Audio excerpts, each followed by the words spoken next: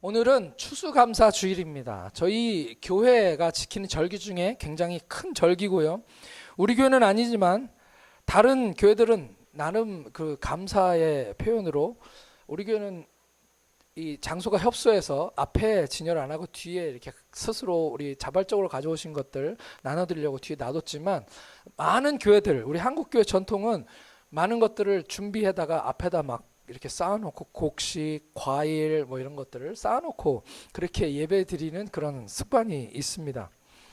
많이 들어보셨겠지만은 저희 추수감사절의 유래는 사실 이 성경에서 나왔다기보다는요, 미국에 있는 그 영국의 청교도들이 신앙의 자유를 따라서 배를 타고 미국 신대륙으로 건너갔습니다. 건너가는 그 과정에 많은 사람들이 죽었죠. 그래서 미국에 도착해서 거기가 사실은 인도인 줄 알고 갔었는데 가보니까 미국인 거죠, 신대륙.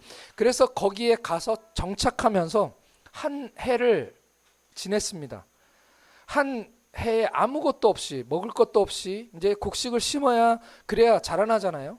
그러다 보니까 1년이 너무너무 힘들었던 거죠. 많은 사람들이 병 때문에 죽고 또 뭐 자연재해라든지 뭐 이런 여러 가지 문제 때문에 그 배에 탔던 100여 명밖에 안 되던 사람들의 숫자가 절반 이하로 줄었었습니다.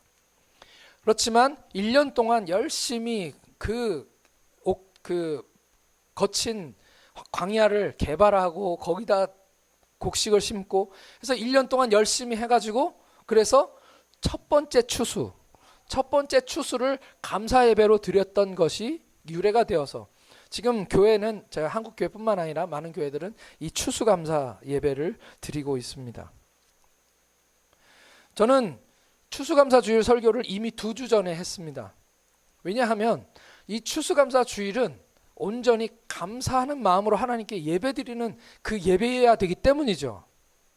이미 오신 분들에게 감사합시다라는 설교를 하는 것이 별로 의미가 없어서 저는 이미 2주 전에 여러분들, 먼저 오셨던 분들에게 추수감사의 의미가 무엇인지, 추수감사를 어떻게 준비해야 되는지 이미 말씀을 드렸습니다.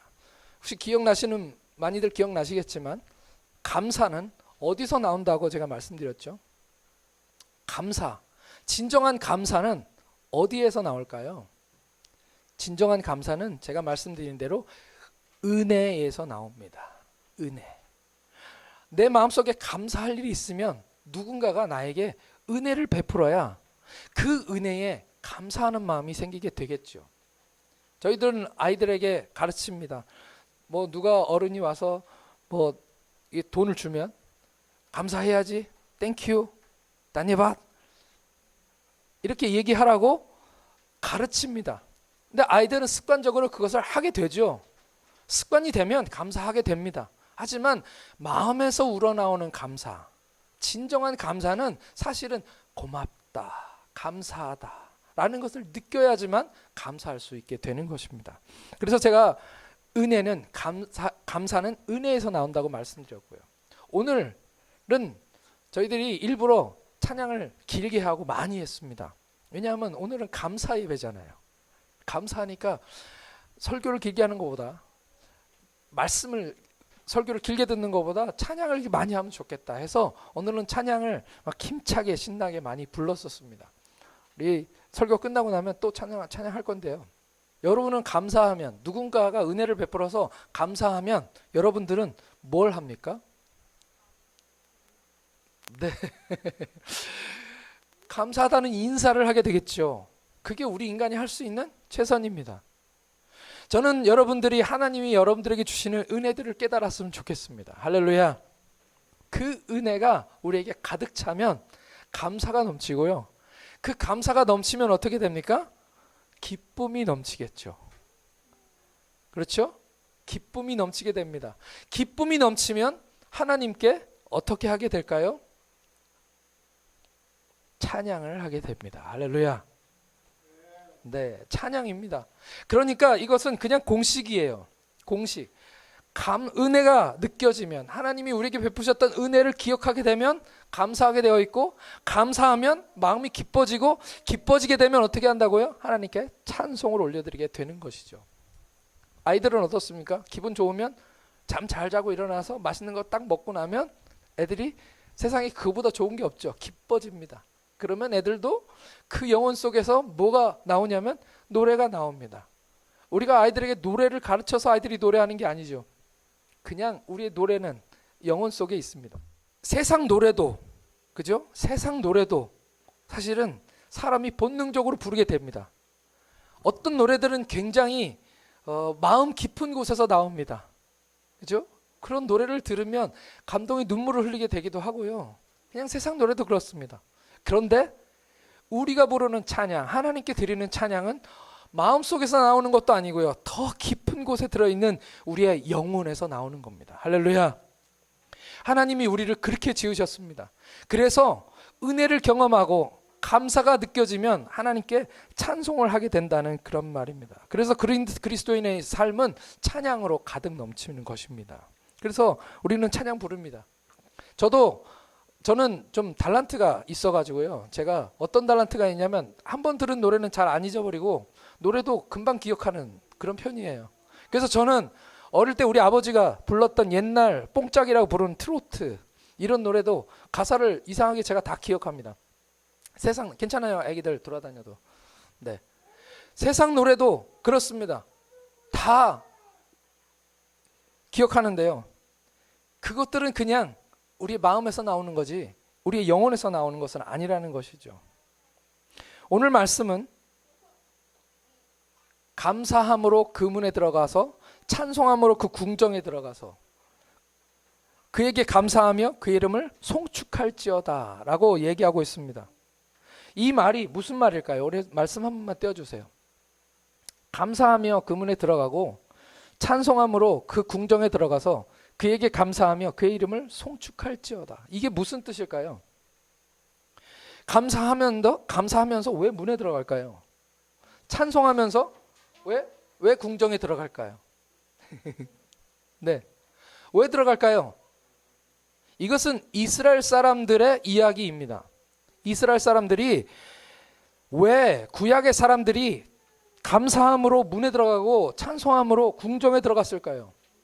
이것은 뭐냐 하면 하나님을 예배하러 들어간 것입니다. 하나님을 예배하러. 그게 이 말의 뜻이죠. 이 말이 무엇입니까? 우리가 걸어서 그 문에 들어갈 수는 있지만 사실은 우리가 예배 가운데 들어가서 하나님을 만나려면 우리가 무엇을 가지고 그 문에 들어가야 된다는 말인가요? 감사함으로 들어가야 되고요. 찬송하면서 그 문에 들어가야 됩니다. 할렐루야.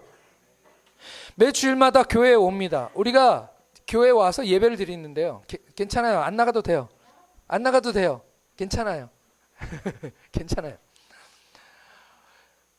우리 주일마다 교회 나와서 예배를 드립니다.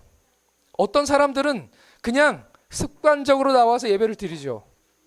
그런데 오늘 예배 가운데 들어가려면 이 두 가지가 꼭 있어야 된다는 거예요. 그게 무엇입니까? 감사함이 있어야 되고요. 찬송함이 있어야 된다는 말입니다. 할렐루야.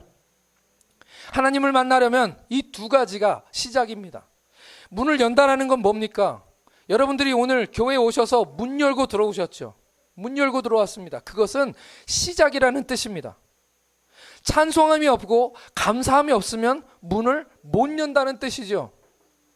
그러면 아무리 교회에 와서 앉아 있어도 예배 드리는 것이 아닙니다. 아무리 교회에 와서 하나님을 예배한다고 앉아 있어도 하나님을 만나는 것이 아니라는 것이죠. 감사 없이 찬양 없이 어떻게 그 문에 들어갈 수 있습니까? 성전에 못 들어간다는 말입니다. 성경에 보면 성전 미문이라는 하는 곳이 있었어요. 예루살렘 성전에 미문, 그러니까 beautiful gate라고 하는 아름다운 문이 있었습니다. 그 문이 너무 아름다워서 사람들은 그리로 다니고 싶어 했습니다. 그래서 그 성전 미문에는 항상 나면서부터 걷지 못하는 한 사람이 앉아 있었어요. 근데 그 사람은 어릴 때부터 태어나서 한 번도 걸어보지 못한 사람입니다. 사람들이 그 미문이라는 곳에 앞에 데려다 놓고 구걸을 하도록 만들었어요. 거기가 제일 인기 있는 문이고 사람들이 많이 드나드는 곳이기 때문입니다. 이 미문에 앉은 안진뱅이, 우리가 우리말로 옛날 말로 안진뱅이라고 하는데요. 한 번도 걸어보지 못한 디세이블이죠. 그 사람이 문 앞에 앉아 있습니다. 그 평생 거기에 앉아 있었지만 그 아름다운 문, 그 문을 통과해서 하나님께 예배하러 한 번도 들어가지 못한 사람이에요.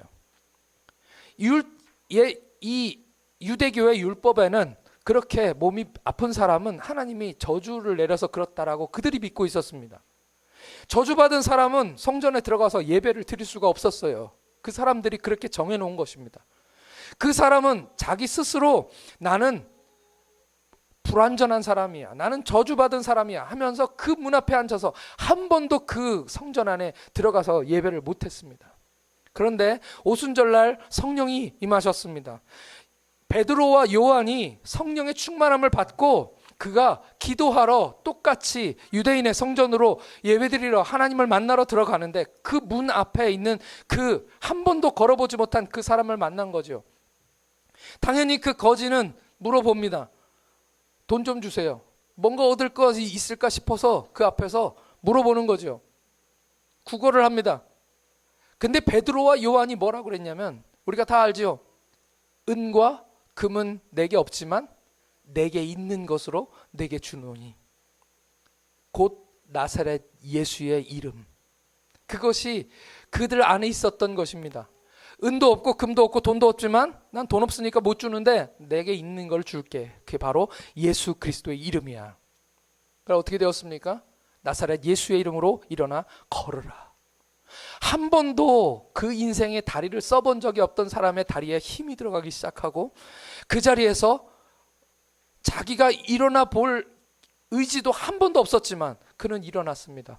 그가 일어나서 첫 번째 한 게 뭔지 아세요, 여러분? 우리 애들 노래가 있죠. 애들 노래. 우리 어렸을 때 불렀던 노래입니다. 그는 걸었네, 뛰었네, 찬양했네. 그는 걸었네, 뛰었네, 찬양했네. 그가 기뻐하며 일어나서 자기가 걷게 된 것이 너무 감사해서, 그것이 너무 감사해서 기뻐하며 뛰기 시작합니다. 사람들이 다 쳐다봐도 부끄럽지 않고 그가 평생에 꼭 해보고 싶었던 것이 뭐였냐면, 사람들이 자기를 사람 취급하지 않았어요. 그랬는데 이제 사람들 보란 듯이 그가 그 다리로 뛰면서 어디로 들어갑니까? 한 번도 들어가 보지 못했던 그 성전에 뛰어 들어가는 거죠. 나도 사람이야. 나도 온전한 유대인이야. 나도 하나님의 백성이야. 나도 예배드릴 자격이 있는 사람이야. 나도 하나님 만날 사람이야 라고 얘기하면서 그 성전으로 뛰어 들어가서 소리 지르면서 하나님을 찬양하는 것입니다. 감사함으로 그 문에 들어가서, 찬송함으로 그 성전에 들어가서 여호와 하나님을 찬양하는 것, 그것이 인간의 본분이고 하나님이 우리를 그걸 위해서 지으셨습니다. 할렐루야. 오늘 우리가 그걸 하기 위해서 교회에 온 것이죠. 오늘 우리도 같은 은혜를 받았습니다. 예수 그리스도의 이름, 그 나면서 한 번도 걷지 못한 그 사람에게 주었던 그 이름 예수님을 오늘 우리에게도 주셨습니다. 그래서 우리 교회는 무엇도 어떻게 기도합니까? 예수님의 이름으로 기도합니다. 나사렛 예수의 이름으로 기도합니다.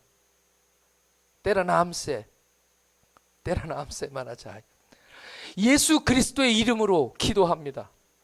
예수 그리스도의 이름이 우리를 구원하시는 거고요. 예수 그리스도의 이름이 나면서부터 한 번도 걷지 못했던 그 사람처럼 죄악 가운데서 다리는 있지만 걷지 못하고 영적으로 죽어있는 우리들을 성전에 들어갈 은혜를, 이 성전은 영적으로는 천국입니다. 할렐루야. 천국에 들어갈 수 있는 권세를 예수 그리스도의 이름으로 우리에게 주신 것입니다. 그래서 우리는 하나님을 찬양하고 하나님께 감사합니다. 그것이 하나님이 기뻐하시는 예배고, 그것이 하나님이 기뻐하시는, 하나님께 나아가는 모든 사람들의 본분입니다. 오늘 교회에 여러분들은 오셨습니다. 뭘 하러 오셨습니까? 물론 여러 가지 다양한 이유가 있겠지만 우리들도 똑같은 이유로, 그 한 번도 나면서 한 번도 걸어보지 못한 그 사람처럼 오늘 하나님께 받은 그 은혜에 감사해서 찬송하며 감사하며 그 문에 들어가서 주님을 찬양하는 것이 우리가 해야 되는 일인 것이죠. 할렐루야. 세 가지만 짧게, 네 가지만 말씀드리겠습니다. 감사하려면 어떻게 하냐? 첫 번째, 타이밍이 중요하다. 따라합시다. 타이밍이 중요하다. 우리 말입니다. 타이밍이 중요합니다. 여러분들도 누군가에게 은혜를 입으신 적이 있죠. 누군가가 뭔가를 꼭 필요할 때 딱 줘가지고 너무 감사하다, 너무 고맙다라는 것을 사람에게도 경험한 적이 있을 겁니다. 그때 여러분들은 어떻게 합니까? 감사하죠. 당연히 우리는 그렇게 감사합니다. 근데 타이밍을 놓치면요, 잊어버립니다. 타이밍을 놓치면 어떻게 됩니까? 그때 감사하지 않으면 어떻게 됩니까? 그때 내가 감사했어야 되는데. 그때 감사했어야 되는데. 이거는요, 은혜를 베푼 사람도 타이밍 놓치면 잊어버려요. 그래서 감사는 제때에 해야 되는 겁니다. 할렐루야. 하나님께 받은 은혜가 있으시면 제때에 놓치지 말고 감사하시는 여러분들 되시기를 축복합니다. 이번 주에 저희는 우리 한국 분들끼리 뭘 했냐면, 지난주에 오셨던 분들끼리 뭘 했냐면요, 카카오톡 그 채팅룸에서 저희들이 모여가지고 매일같이 하루를 일과를 다 끝내고 난 다음에 3가지씩 오늘 삶에서 일어난 것, 내가 느꼈던 것, 아무거나 좋습니다. 감사하는 거 3가지씩 적어주세요 라고 했더니 저희 교인들은 다 해주셨습니다. 그래서 일주일 내내 저도 마찬가지입니다. 하루에 있었던 일들 중에서 감사한 일을 생각해보고 잊어버리지 않고 거기다 적어야 되는 거죠. 근데 평소에는 안 하던 거지만 저희가 하니까 너무너무 좋았습니다. 제 감사도 보고 우리 주위에 있는 분들의 감사도 같이 듣고, 그래서 일주일 내내 감사 그랬는데요. 이게 뭐냐면 저녁 때쯤 돼가지고 감사 제목을 찾는데 뭔 일이 있었지? 기억이 안 나는 겁니다. 네. 감사를 놓치면 기억이 안 납니다. 그게 우리입니다. 아무리 머리가 똑똑한 사람도 제때에 감사하지 않으면 놓치게 되는 거죠. 이번 주에 저희 막내 아들 레위가 고민하던 게 있었는데, 그래서 하나님께 기도를 했습니다. 하나님께 기도를 했는데 그 일이 해결이 됐어요. 너무나도 놀랍게 해결이 됐습니다. 그래서 좋아가지고 학교에 와서 저희들한테 막 얘기를 해줬어요. 그래서 제가 뭐라 그랬냐면, 감사 헌금해라. 감사 헌금이요. 아빠가 용돈을 잘 안 주는데 용돈은 잘 안 주면서 감사 헌금해라. 잊어버리면 안 돼요. 타이밍이 중요합니다. 할렐루야. 두 번째로는 구체적으로 감사해야 됩니다. 구체적으로. 아주 구체적으로 해야 됩니다. 그냥 감사 말할 수 있습니다. 그냥 감사합니다 라고 때울 수 있고요. 그냥 얼렁뚱땅 감사하고 넘어갈 수 있습니다. 그런데 왜 감사하는지를 생각하고 기억하고 이렇게 해서 감사합니다 라고 구체적으로 얘기해야 됩니다. 할렐루야. 성경에는 수많은 감사들이 나옵니다. 특별히 시편 136편은 여호와께 감사하라, 그는 선하시며 그 인자하심이 영원함이로다, 이렇게 얘기하고 있습니다.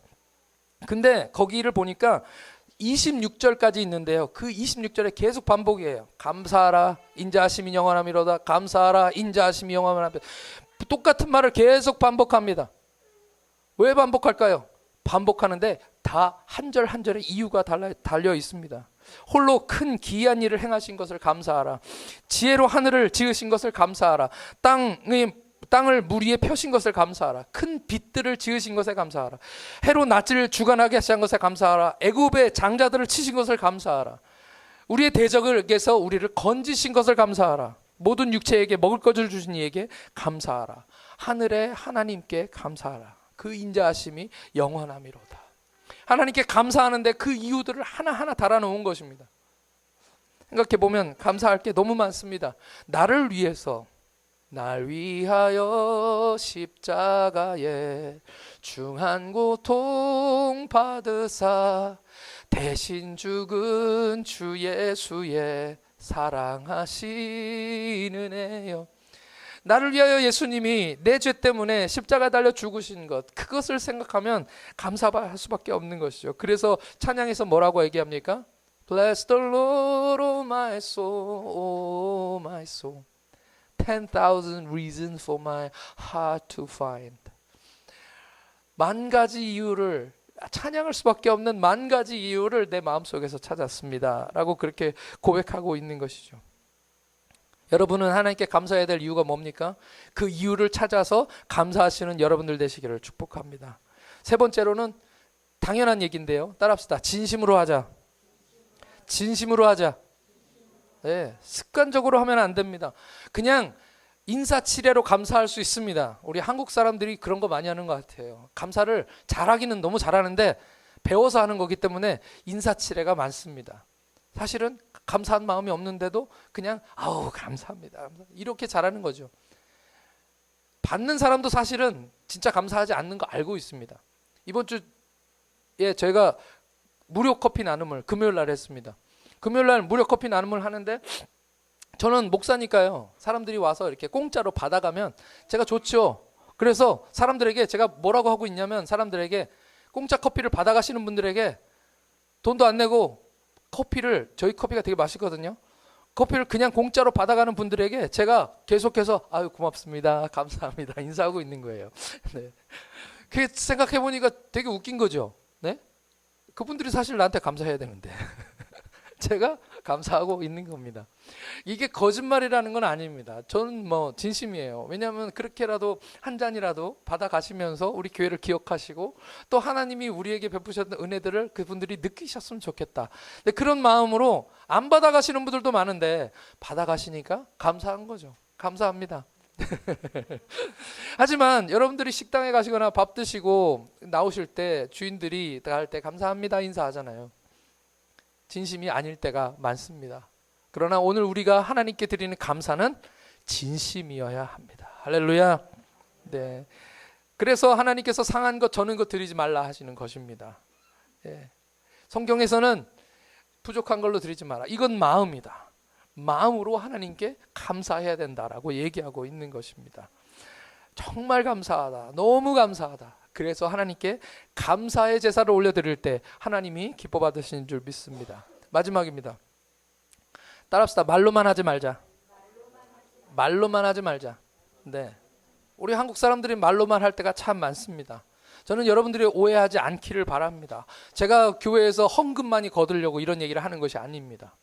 감사할 때 우리는 말로만 하는 것으로 그쳐서는 안 됩니다. 누군가에게 정말 감사하면 여러분들은 어떻게 하십니까?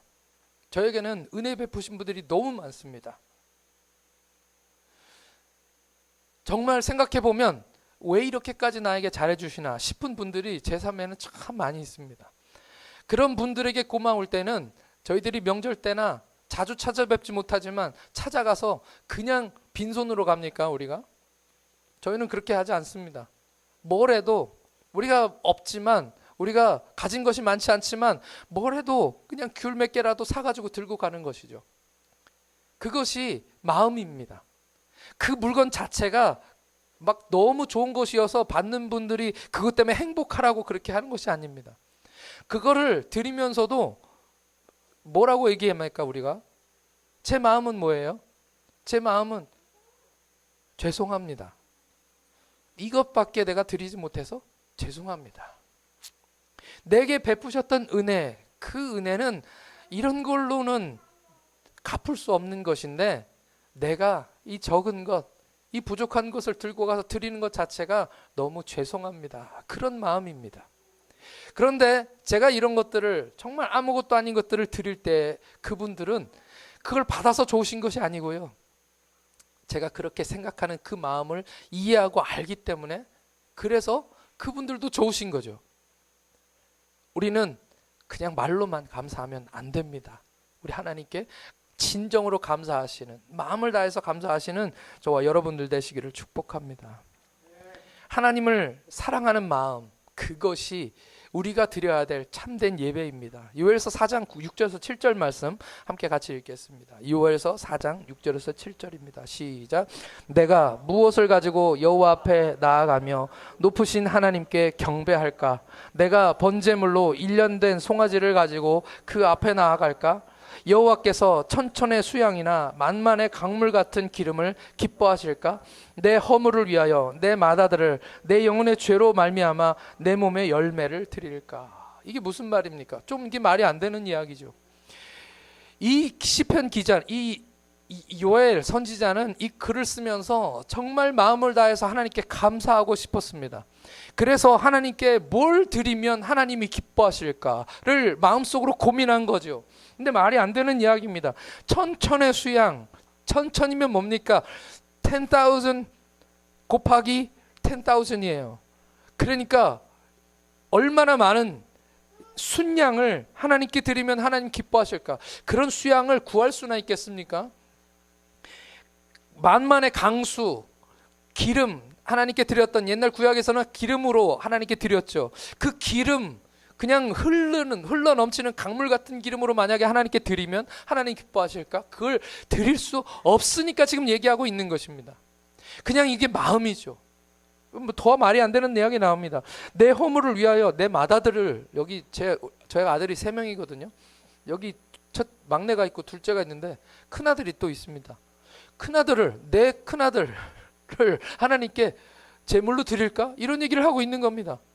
드릴 수 있는 얘기입니까? 드릴 수 없는 얘기고요. 하나님도 기뻐하시지 않죠. 하나님은 성경 전체를 통해서 그런 식으로 달라고 하신 적이 없습니다. 근데 이 사람은 지금 무슨 얘기를 하고 있습니까? 그거라도, 내 생명이라도, 내 가진 것 중에 가장 소중한 거라도 내가 드릴까? 그러면 하나님 기뻐하실까? 물론 이 다음 절에서 그가 깨달은 것, 그것이 아니라 인자를 사랑하고 사람들에게 선을 베푸는 걸 하나님이 더 기뻐하신다는 결론을 얻고 있습니다만은, 오늘 이 말씀 속에서 깨닫는 게 무엇입니까? 하나님의 은혜 받은 사람, 하나님께 감사하는 사람은 이 마음이다라는 거죠. 그가 왜 이렇게 하나님께 감사하고 있습니까? 하나님을 사랑하기 때문입니다. 진심으로 하나님을 사랑하기 때문에 그렇게 마음 먹는 그 순간 하나님은 그의 예배를 받으신 줄 믿습니다. 우리의 찬양은 그렇습니다. 곡조가 좋거나 악기 연주를 잘하거나 노래를 잘해서 우리 마음이 기뻐지는 것이 아닙니다. 그냥 벅찬 은혜가 내 가슴 속에 차오를 때, 그럴 때 그것이 그냥 내 입술로 나오는 거죠. 그것은 반주도 필요 없고요. 내 삶에서 그냥, 제가 인도 노래를 좀 많이 알거든요. PG에서 인도 찬양 불렀는데 인도 찬양 중에 좋은 게 참 많습니다. 빈티 순네 왈레 때레 뭐지? 아스니 빠르네 왈레 짱가이제 데네 왈레 스튜디오 이슈라자. 영혼에서 나오는 거죠. 우리 마음속 깊은 곳에서 하나님, 나 주님을 찬양합니다. 감사합니다. 그런 찬양을 하나님께서 기뻐 받으신다는 것입니다. 한 가지만 말씀드리고 마치겠습니다. 제 친구가 있는데요. 제 친구는 음치입니다. 음치 뭔지 아세요? 음치는 노래를 못하는 사람이에요. 음을 못 맞히고 박자를 못 맞춥니다. 그래서 딴 사람들이 찬양할 때 같이 찬양을 못해요. 음을 딴 거 내니까요. 근데 그분이 목사님이에요. 안타깝습니다. 지금 목회하고 있는데요. 옛날 신학교 다닐 때 저는 그 친구가 음치인 줄 몰랐어요. 노래를 못하는 줄 몰랐어요. 근데 같이 앉아서 우리가 다 같이 예배 드리는데 그 친구가 제 뒤에 딱 앉았습니다. 우리가 사랑하는 나의 아버지라는 찬양을 불렀습니다. Father in heaven, how we love you. 그 찬양이요. 그 찬양을 우리가 부르는데 사랑하는 나의 아버지, 여기는 음이 낮잖아요. 우리가 다 조용히 불러서 안 들려서 저는 찬양을 할 수가 있었습니다. 근데 점점 노래가 높아지면서 전능하신 하나님 하고 높아지잖아요. 근데 높아지는 음에 가니까 이 친구가 어떻게 부르냐면 전능하신 하나님 찬양 이렇게 부르는 거예요. 근데 이 친구가 찬양을 너무 크게 부르는 거예요. 예? 뒤에서 저는 앞에 있으니까 그 소리가 다 들리는데 제가 찬양을 하는데 집중이 안 돼요. 친구가 너무 노래를 크게 불러가지고. 그런데 이 친구 음이 올라가서 내려오질 않는 겁니다. 언제나 동일하신 주, 끝까지 그 음으로 그냥 쭉 불러대더라고요. 근데 뭐냐면 제가 느껴지는 것은 이 친구의 이 노래의 진심인 거예요. 네? 자기도 자기가 노래 못하는 거 알겠죠. 근데 그 마음속에 벅차오르는 감동으로 자기가 그 노래를 안 할 수 없으니까 그 엉뚱한 음을 큰 소리로 내는 겁니다. 저뿐만 아니라 제 주위에 있는 사람들이 다들 옆에서 막 크크거리고 웃고 난리가 나고 근데 그 친구는 아랑곳하지 않아요. 그 마음속에 있는 하나님의 감사를 하나님께 찬양으로 올려드립니다. 저만 너무 힘들었어요. 집중이 안 돼가지고 음치도 찬양합니다. 할렐루야. 벙어리도, 말 못하는 뮤트도 찬양합니다. 그 사람들 수화로 찬양하는 거 여러분들 보셨습니까? 그 사람들이 그 손을 가지고 소리는 못 내지만, 목소리 못 내지만 하나님을 찬양하는 것입니다. 그 찬양을 하나님께서 기뻐 받으시는 것이죠. 할렐루야. 목소리가 있고 호흡이 있고 오늘 우리가 찬송할 수 있는데 왜 우리가 찬송하지 못합니까? 오늘 하나님께서 우리에게 주시는 은혜가 가득하면 오늘 우리는 누가 찬양하지 말라 해도 사람들이 너 찬양하면 내가 죽이겠다고 얘기해도 하나님을 찬양할 수밖에 없게 되는 것이죠. 그게 그리스도인이고 그것이 하나님께 드려야 될 예배인 줄 믿습니다. 하나님이 그걸 기뻐하시는 것이죠. 오늘 여기에 와서 여러분들이 마음에도 없는 헌금 많이 하는 걸 하나님 기뻐하는 것이 아닙니다. 여기 교회에 오셔가지고 하기 싫은데 억지로 앉아서 그냥 노래 부르는 것, 그것을 하나님 기뻐하시는 것이 아닙니다. 오늘 하나님께서 요구하시는 것은 뭡니까? 오늘 우리가 우리 마음속으로 하나님 너무 감사합니다. 하나님 나에게 주신 은혜를 내가 무엇으로 보답하겠습니까? 내 삶에 나에게 부어주신 은혜, 나 같은 죄인을 살리신 그 은혜, 내가 하나님께 기도할 때마다 내 기도를 들으시고 내가 필요할 때마다 하나님께서 나에게 공급하여 주시고 내가 어려울 때, 내가 외로울 때 나와 함께 계셔 주셨던 그 하나님의 그 은혜가 내 마음속에 감사와 감격으로 가득 차게 되어졌을 때 그때 내가 하나님을 찬양합니다. 나는 하나님께 드릴 것이 없지만 나는 하나님을 찬양합니다. 찬양합니다. 찬양합니다. 그 찬양을 하나님께서 기뻐 받으시는 줄 믿습니다. 그것이 하나님께서 오늘 추수감사주일, 오늘 우리에게 요구하시는 예배이고요. 오늘 하나님이 우리에게 받으시고 싶어하는 예배입니다. 하나님은 큰 건물, 큰 교회에 계시는 것이 아닙니다. 아름다운 악기 연주를 잘하는 사람들, 프로페셔널한 악기 연주자들이 연주하는 그곳에 하나님이 계시는 것이 아닙니다. 오늘 하나님께서 받으시고 하나님께서 기뻐하시는 교회는 그 마음으로 진심으로 구체적으로 감사를 고백하며 하나님, 나는 하나님께 감사할 것밖에 없는 사람입니다 라고 고백하는 그 교회에 하나님이 계시는 줄 믿습니다. 저는 그 교회가 우리 DP교회라고 믿습니다.